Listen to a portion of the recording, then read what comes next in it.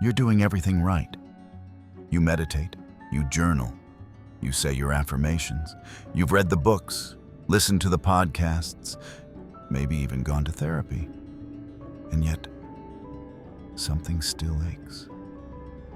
A heaviness in your chest. A quiet panic when someone gets too close. A need to prove your worth in every room you walk into. You tell yourself, it's just my anxiety, or it's childhood stuff, and you move on. But deep down, you know something hasn't healed. That hidden pain, that unnameable emptiness, it has a root, and it begins with your mother. Have you ever found yourself reacting in ways you can't quite explain? You're in a relationship and suddenly you feel abandoned over something small, or you find it almost impossible to trust. Maybe you sabotage closeness, or maybe you feel like you're always too much or never enough.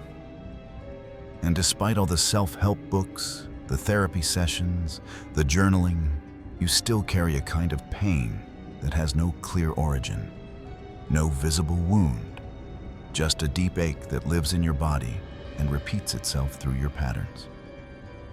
Carl Jung would ask you one simple question.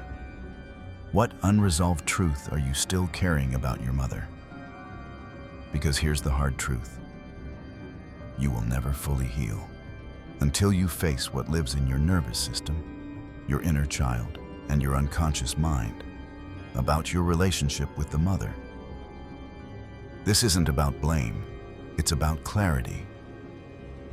Jung believed that the mother is the first psychic imprint, the first mirror, the first love, the first disappointment.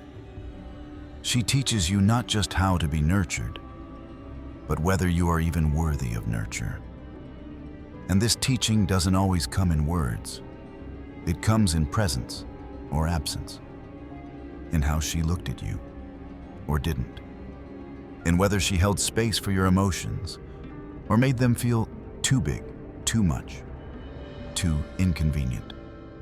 If she was emotionally unavailable, critical, enmeshing, overbearing, or entirely focused on her own wounds, then you learned to shrink, to perform, to disappear, or to fight for love.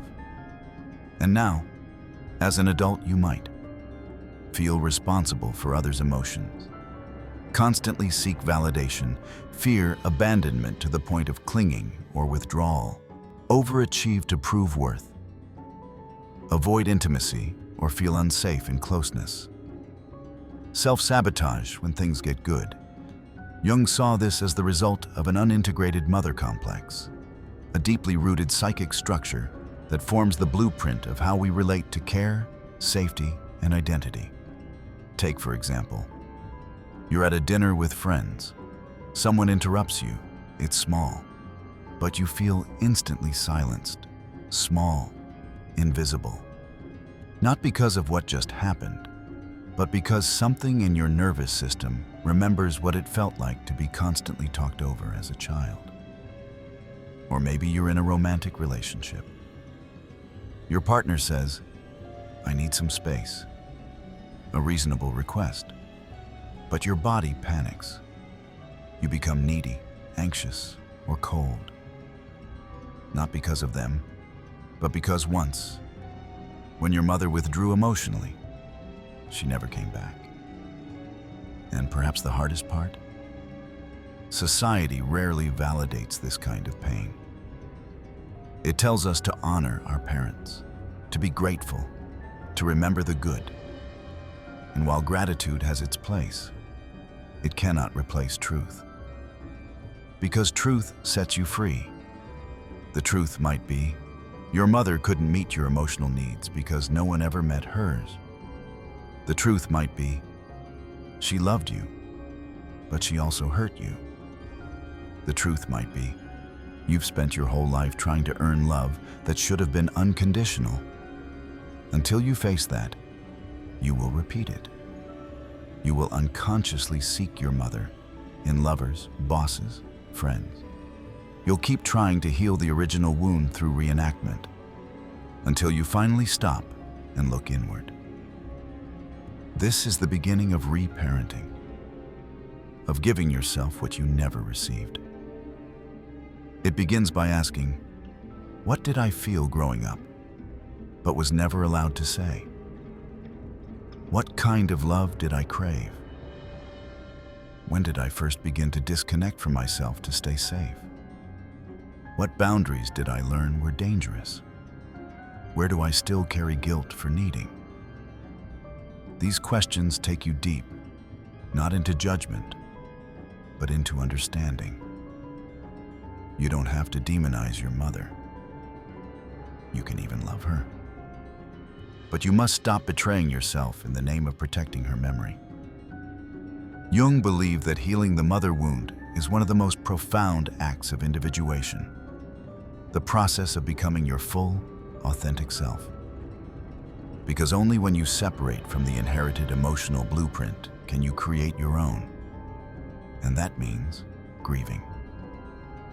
Grieving what you never got, what you had to become.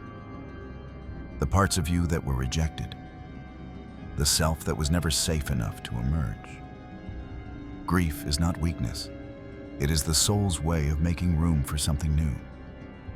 When you allow yourself to feel the sadness, the rage, the ache, you also allow yourself to feel joy, worthiness, and connection.